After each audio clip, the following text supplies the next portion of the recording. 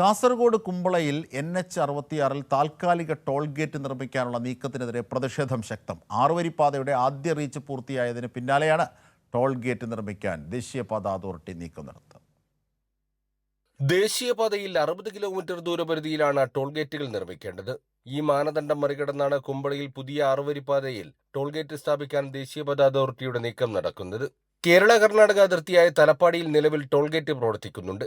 ഇവിടെ നിന്നും വെറും 20 കിലോമീറ്റർ മാത്രമാണ് കുമ്പളയിൽ നിർമ്മിക്കാനിരിക്കുന്ന താൽക്കാലിക ടോൾ ഗേറ്റിലേക്കുള്ള ദൂരം.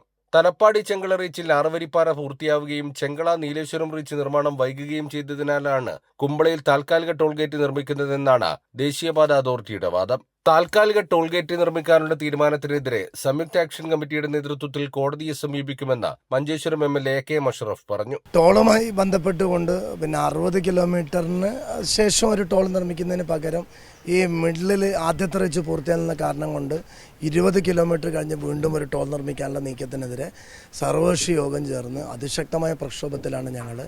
നിയമത്തിൻ്റെ വഴിയിൽ നിയമവിദഗ്ധരുമായി ആലോചിച്ച് കോടതിയെ സമീപിക്കാനുള്ള തയ്യാറെടുപ്പിലാണ്. താൽക്കാലിക ടോൾ ഗേറ്റ് സ്ഥാപിച്ചാൽ ഉന്നത വിദ്യാഭ്യാസത്തിനും ആശുപത്രി ആവശ്യങ്ങൾക്കുമായി മംഗളൂരുവിലേക്ക് യാത്ര ചെയ്യുന്ന അതിർത്തി മേഖലയിലുള്ള ജനങ്ങൾക്ക് 20 കിലോമീറ്ററിനിടയിൽ 2 തവണ ടോൾ നൽകേണ്ടതായി വരും. നമ്മുടെ ജില്ലയിൽ ആകെ ഒരു ടോൾ ബൂത്താണ് വരേണ്ടത്. ആ ടോൾ ബൂത്തിന് പകരം ഇവിടെ താൽക്കാലിക ടോൾ ബൂത്ത് നിർമ്മിക്കുന്നത് ജനങ്ങളോടുള്ള വെല്ലുവിളിയാണ്. കാരണം ആദ്യത്തെ റീച്ചിൻ്റെ പണി പൂർത്തിയായി എന്ന് പറഞ്ഞിട്ടാണ് അവർ ഇത് ആരംഭിക്കുന്നത്. രണ്ടാമത്തെ റീച്ചിൻ്റെ പണി പൂർത്തിയാവാത്തതിൻ്റെ ഭാരം ജനങ്ങളുടെ മേൽ അടിച്ചേൽപ്പിക്കുന്നത് ഒരു തരത്തിലും അംഗീകരിക്കാൻ വേണ്ടി കഴിയില്ല.